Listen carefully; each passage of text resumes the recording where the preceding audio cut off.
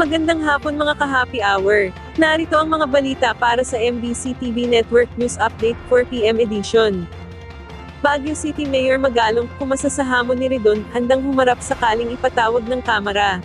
Yan ang MBC TV Network News ni Kyle Bulias. Handang humarap si Baguio City Mayor Benjamin Magalong sakaling magpatawag ng investigasyon ng Kamara tungkol sa mga maanumalyang flood control projects. Ito ang tugon ng alkalde sa hamon ni Bicol Saro Party List Representative Terry Ridon na magpakita ng ebidensya si Magalong.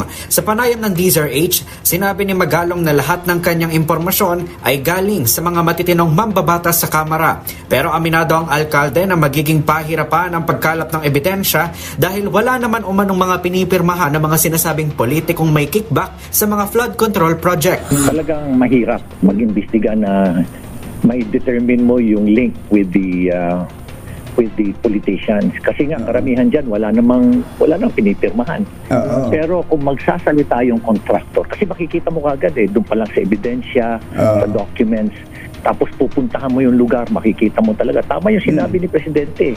Yung iba palpak, yung iba guni-guni lang, yung iba gumuhuna. No? Katulad lang din ang binanggit ni Senator Ping Lacson sa DZRH, naniniwala si Magalong na dapat magkaroon ng independent investigating body para matiyak na hindi na sanitized ang resulta ng investigasyon. Siguro kung maniniwala ako kung yung mga matitino ang mag-iimbestiga. Pero kung yung mga pasimuno dyan at yung mga sila rin ng yung mga kasabwat, kumbaga parang criminal din na sinabi mo, ikaw na mag-imbestiga doon sa krimen mo. Kaugnay nito, nag-volunteer na si Magalong na pangunahan ng investigasyon. Sabi ni Magalong, kailangan lamang idikit sa kanya ang Philippine National Police at dapat lahat ng kautusan ay tatanggapin lamang nila mula kay Pangulong Bongbong Marcos. Ayon sa alkalde, posibleng may nalalaman din ang Pangulo kaya naisama niya ito sa kanyang talumpati.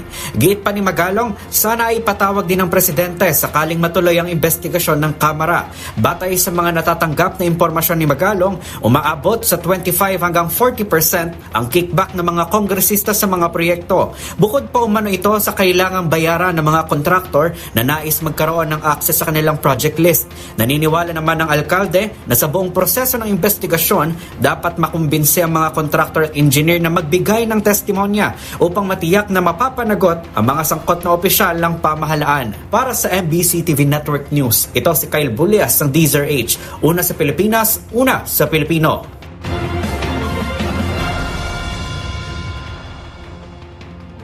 Samantala, 3 bagyo, inaasahang papasok sa PAR ngayong Agosto.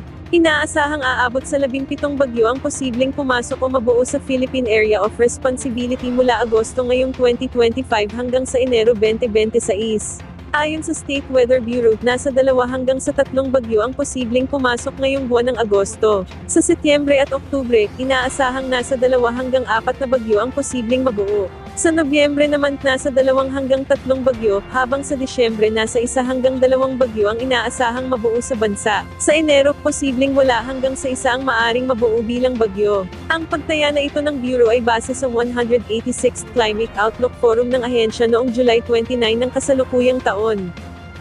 At yan ang mga balita para sa MBC TV Network News Update 4 PM edition. Abangan ang mga susunod na balitaan mamaya para sa 5 PM edition.